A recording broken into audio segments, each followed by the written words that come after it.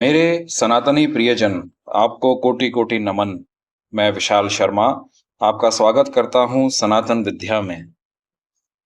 आज का विषय है सनातन धर्म में जीवनचर्या, अ वे ऑफ लाइफ, संस्कार का महत्व एवं अनिवार्यता, भाग 5। जात कर्म संस्कार। जात कर्म संस्कार द्वारा गर्भ का पानी पीने से होने वाले सभी दोषों का विनाश हो जाता है। बालक का जन्म होते ही यह संस्कार किया जाता है। यह बात जात कर्म इस नाम से ही स्पष्ट हो जाती है। उत्पन्न हुए बालक की नाभि में लगे हुए नाल का छेदन किए बिना बालक मां से अलग कैसे ग्रहण किया जा सकेगा। इसलिए नाल छेदन करने की आवश्यकता तो स्पष्ट ही है। गर्भ के अशुद्ध जल से भीगे हुए बालक को पहुंचकर शुद्ध करना भी स्वच्छता तथा स्वास्थ्य की दृष्टि से परम आवश्यक है। वैदिक जात कर्म में उक्त कार्यों को अपनी विशेष पद्धति से करते हैं। इसके अतिरिक्त नवजात बालक के विशुद्ध मन पर भी प्रभाव डालने वाले वैदिक मंत्रों का प्रयोग मनोविज्ञान के आधार पर करते हैं, जिससे बालक के तन और मन दोनों के संस्कार संपन्न हो जाने से जीवन के लिए परम उपयोगी बन जाते हैं। क्योंकि शारीरिक संस्कार से भी अधिक मानसिक यानी आध्यात्मिक संस्कार की आवश्यकता होती है। नाल छेदन तथा स्नान करा के बालक को मधु स्वर्ण मिश्रित धृत चटाया जाता है।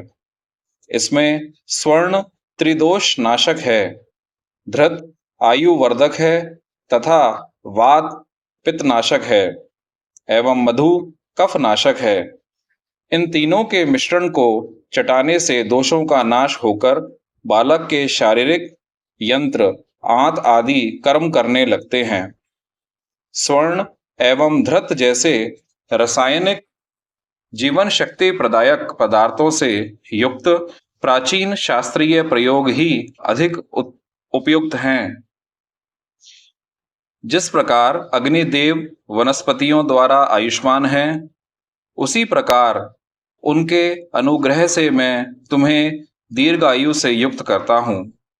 ऐसे 8 मंत्रों को बालक के कानों के पास गंभीरता पूर्वक जपकर उसके मन को उत्तम भावों से भावित करते हैं एवं उसके शरीर का स्पर्श करके भी कुछ मंत्र बोलने का विधान किया गया है। इस संस्कार में मां के स्तनों को धोकर दूध पिलाने का विधान इसलिए किया गया है कि मां के रक्त और मांस से उत्पन्न बालक के लिए मां का दूध ही शरीर विज्ञान की दृष्टि से सर्वाधिक पोषक पदार्थ है।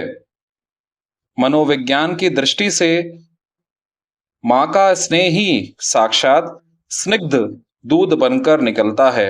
अतः बालक पर मां के स्नेह की अमिट छाप पड़ती है तथा मां के गुणों का बालक में संचार हो जाता है।